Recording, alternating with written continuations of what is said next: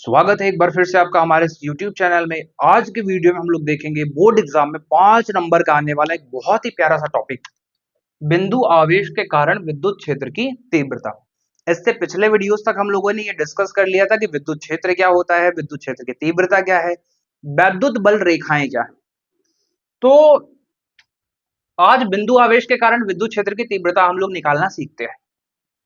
देखो, हमने ये सीखा हुआ है कि अगर कोई एक आवेश रखा हो, अगर एक आवेश रखा हो तो इस आवेश के कारण इसका एक विद्युत क्षेत्र होता है। अब मान लो इससे कुछ दूरी पर एक दूसरा बिंदु रखा हुआ है क्यू नॉट। क्या रखा हुआ है? क्यू नॉट आवेश रखा हुआ है। जो दूरी है यहां से यहां तक की क्या है? आर है। तो माना प्लस क्यू से आर दूरी पर एक क्यू नॉट आवेश रखा हुआ है। अब इसी क्यू नॉट आवेश पे कितना विद्युत क्षेत्र बल लगा रहा है या विद्युत क्षेत्र की तीव्रता कितनी है, हमें वो निकालना है।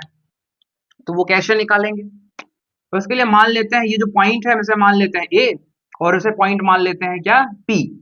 तो एक छोटी सी लैंग्वेज हम लोग लिख लेते हैं क्या कि माना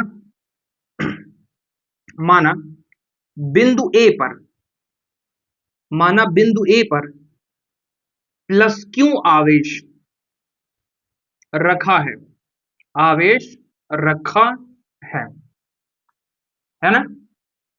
इससे आर दूरी पर इससे आर दूरी पर बिंदु पी पर बिंदु पी पर विद्युत क्षेत्र की तीव्रता ज्ञात करनी है। विद्युत क्षेत्र की तीव्रता ज्ञात करनी है। ठीक है भैया, अच्छा, समझ गए हम। अच्छा, जब यहां से विद्युत क्षेत्र की तीव्रता यहां है तो सिंपल सी बात है, चलो देखो आप। अब भाई यहां से आर दूरी पर एक बिंदु पी है, तो पक्की बात है ये प्लस क्यू आवेश है और ये परीक्षण आवेश पे भी धनात्मक आवेश होता है। तो इसका मतलब ये वाला प्लस इस वाले प्लस को क्या करेगा? इस विपरीत दिशा में बल लगाएगा इसके ऊपर। और विद्युत क्षेत्र की तीव्रता की जो दिशा होती है वो भी यही होती है, प्लस क्यू आवेश से बाहर की तरफ। और जो बल लगेगा वो भी इसी डायरेक्शन में लगेगा, है ना। तो एक काम कर सकते हैं क्या, अगर ये प्लस क्यू आवेश है और ये भी प्लस क्यू है तो कूलाम के नियम से दोनों के बीच में कितना बल लगेगा? हम क्या लिखेंगे? प्लस क्यू तथा क्यू नॉट में कूलाम के नियम से कूलाम के नियम से लगने वाला बल लगने वाला बल। तो आप बोलोगे बल का मान क्या होगा? F बराबर के Q1 Q2 बटे दूरी का square r square, equation number first. और हम जानते हैं क्या जानते हो आप बोलो सब जानते बहुत कुछ है। तो जो जानना है वो इंपॉर्टेंट ये है कि कल हम लोगों ने देखा था कि विद्युत क्षेत्र की तीव्रता क्या होती है। एकांक आवेश पे लगने वाले बल को हम लोग क्या बोलते हैं? विद्युत क्षेत्र की तीव्रता बोलते हैं मेरे प्यारे भाई, है ना। तो इसका मतलब यह हुआ कि E is equal to F upon q naught, कल पढ़ा हुआ फॉर्मूला है। तो एफ का मान उठा के वहां रख देते हैं।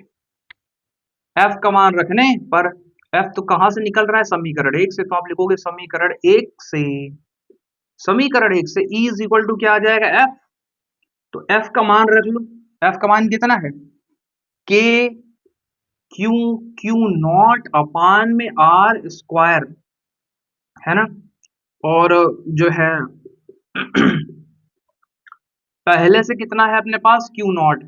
ये देखो, ये क्यू नॉट से ये क्यू नॉट क्या होगा? खत्म हो जाएगा। तो अपने पास जो ई बचेगा वो क्या बचेगा? के क्यू अपान आर स्क्वायर। और यही है विद्युत क्षेत्र की तीव्रता। किसी बिंदु आवेश के कारण विद्युत क्षेत्र की तीव्रता का फॉर्मूला यही है अपने पास, E is equal to k q upon R square. अगर आप यहाँ विद्युत क्षेत्र की तीव्रता की दिशा निकालना चाहते हो तो ये भी हम लोगों ने सीखी थी कि अगर एक धनात्मक आवेश है तो धनात्मक आवेश के कारण जो विद्युत क्षेत्र की दिशा होती है वो कहाँ होती है? प्लस आवेश से बाहर की तरफ। और अगर ऋणात्मक है तो मान लो किसी बिंदु पे हम लोग निकाल रहे हैं, चलो प्लस क्यू आवेश के कारण इस बिंदु पे जो विद्युत क्षेत्र की तीव्रता की दिशा होगी वो इधर होगी, और यहाँ पर अगर कोई बिंदु है तो माइनस क्यू के कारण किधर होगी, इधर की तरफ होगी। ठीक है, ये रही विद्युत क्षेत्र की तीव्रता की दिशा, ये हम लोगों ने सीखी हुई है। तो कहने के लिए एक चीज और कह सकते हैं हम लोग, क्या कि अगर क्यू नॉट आवेश है, धन परीक्षण आवेश है और आगे धन है, तो विद्युत क्षेत्र की तीव्रता की दिशा वही होगी जो इसके द्वारा इस पे लगने वाले बल की दिशा होगी। पर अगर ये कहानी पलट जाएगी तो मामला भी पलट जाएगा। एक चीज और जरा ध्यान से देखो, मान लो आपकी इच्छा हो जाए सदिश रूप लिखने की, तो सर जी सदिश रूप कैसे लिखें इसका, तो मैं यही साइड में लिख देता हूं सदिश रूप। सदिश रूप के लिए फॉर्मूले में हमें जरूरत पड़ती है, देखो के क्यू अपान आर स्क्वायर है, ये परिमाण वाला फार्मूला हमने निकाला है। अगर हमें दिशा चाहिए तो दिशा के लिए हमें क्या लिखना पड़ेगा, एकांक सदिश लिखना पड़ेगा, जो कि आर का क्या होता है, कैप। और एकांक सदिश का मान निकालना मैंने आपको सिखाया हुआ है। क्या सिखाया हुआ है, के क्यू अपान आर स्क्वायर के इंटू एकांक सदिश का मान कैसे निकलता है वो आपको याद है। एकांक सदिश के लिए हम लोग क्या करते हैं, उसका वेक्टर लिखते हैं, बटे में उसका क्या लिखते हैं, मॉड लिखते हैं।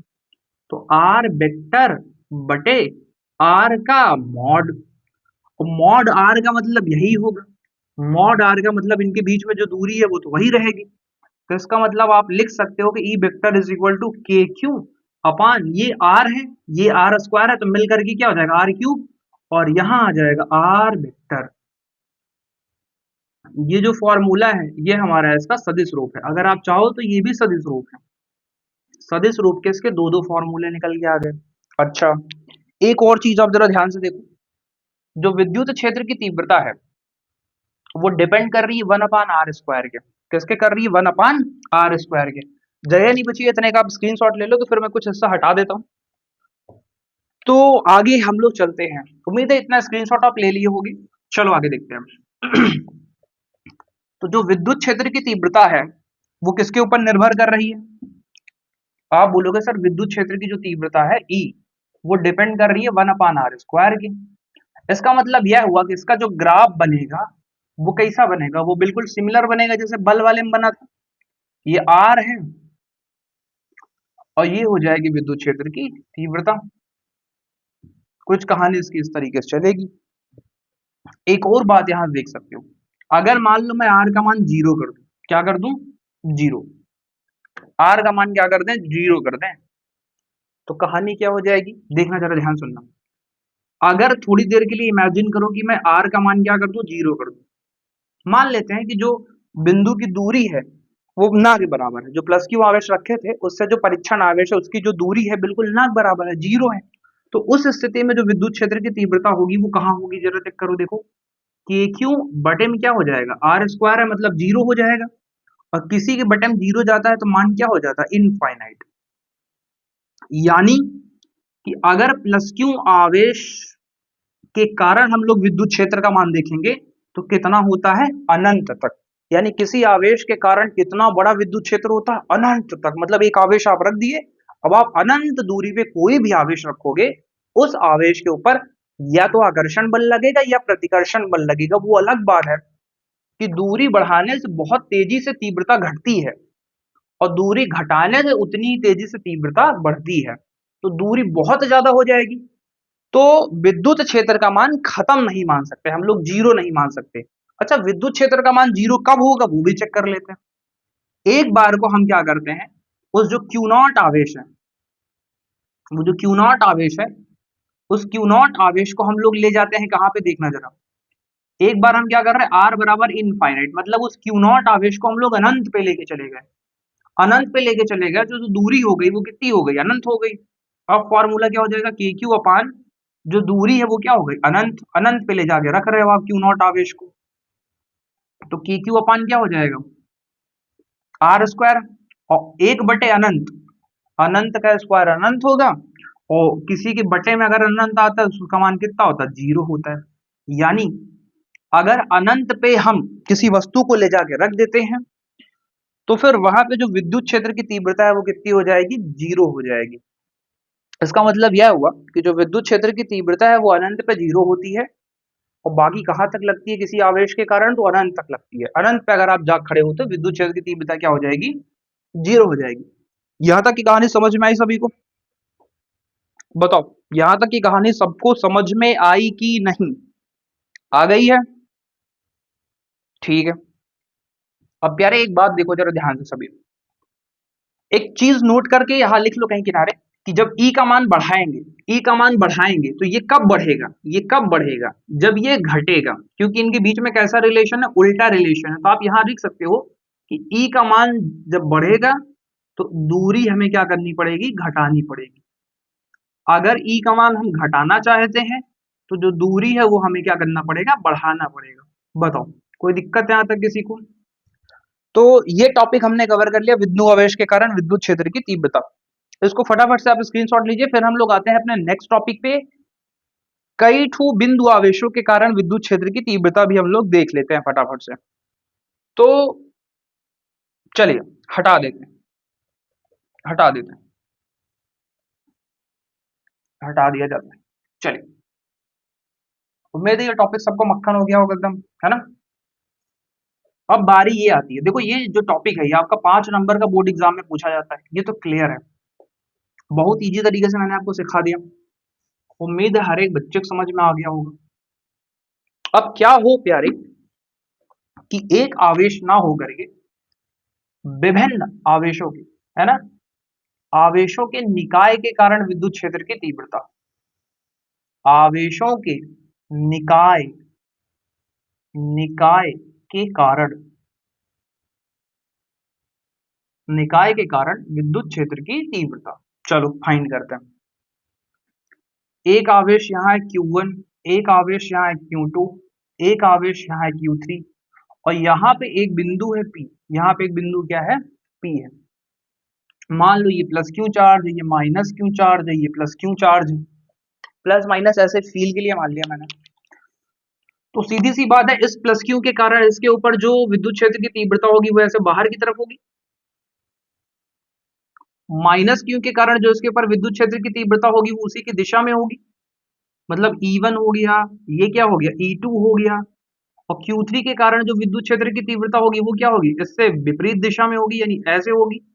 तो ये क्या हो गई, E3 हो गई। बोलो कोई दिक्कत है यहाँ पे? तो हमने ये देखा कि अगर किसी बिंदु पर कई आवेश रखे हों तो उन सभी आवेशों के कारण विद्युत क्षेत्र की तीव्रता लगती है। तो ये कैसे पता करेंगे हम लोग?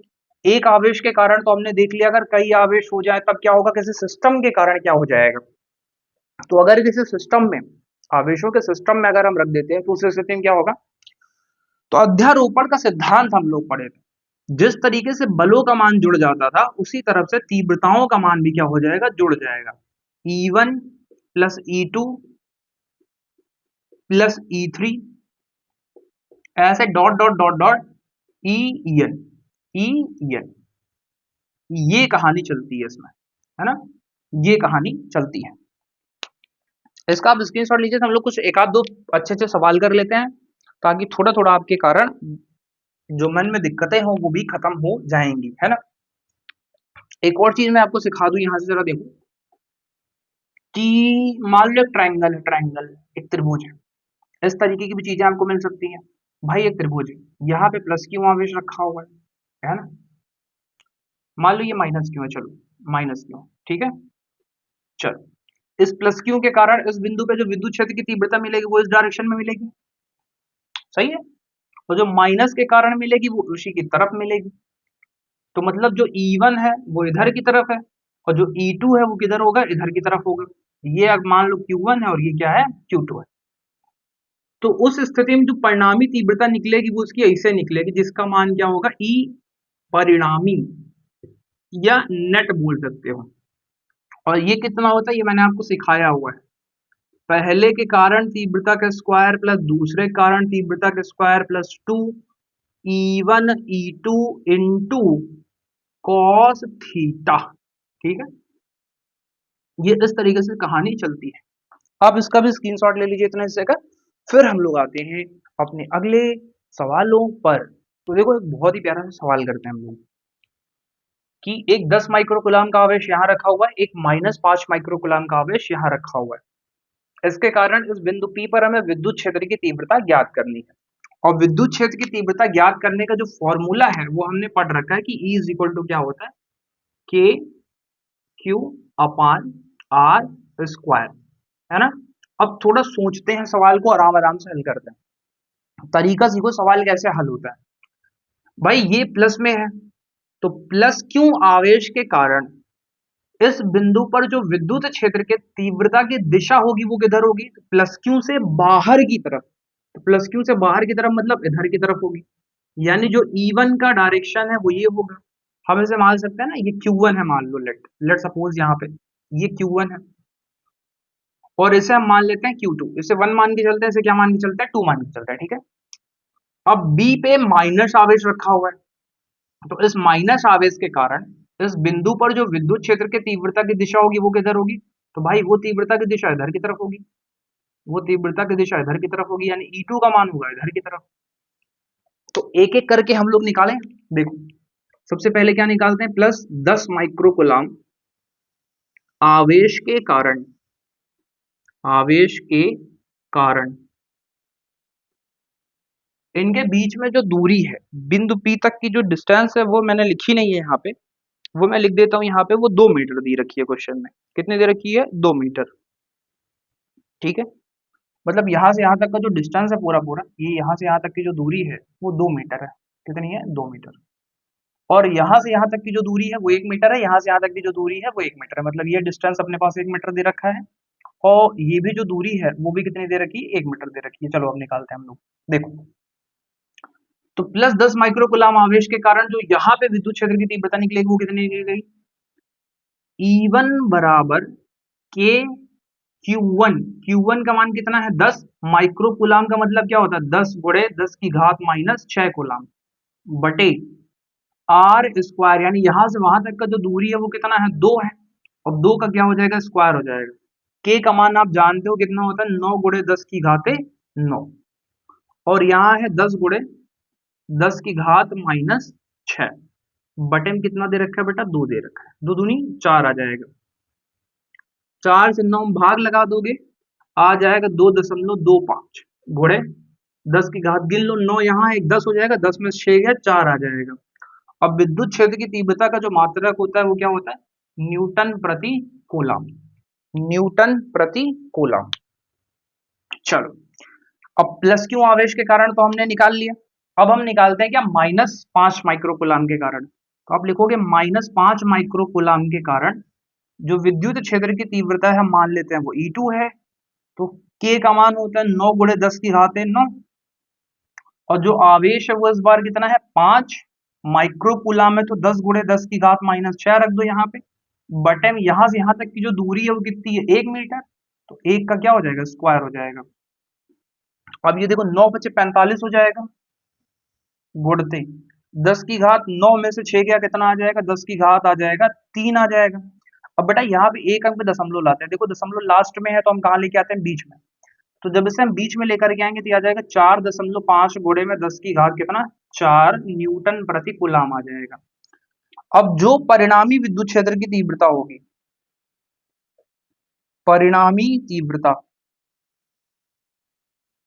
कहाँ पे निकाल रहे हो, तो बिंदु P पर, बिंदु P पर। बिंदु P पे जो परिणामी तीव्रता है वो कितनी होगी, E बराबर हो जाएगी, बहुत ध्यान से सुनना, एक तीव्रता इधर की तरफ है, एक तीव्रता इधर की तरफ है। तो दोनों तीव्रताएं एक दूसरे के विपरीत दिशा में है। और विपरीत दिशा में है मतलब दोनों चिन्ह क्या होगा, अलग अलग, एक उधर की तरफ है एक इधर की तरफ है। तो E1 का मान अगर प्लस लेंगे तो उसको क्या लेना पड़ेगा, हमें माइनस लेना पड़ेगा। ध्यान से सुनिएगा, हम चेक कर लेते हैं यहाँ पे E1 ज्यादा है कि E2 ज्यादा है।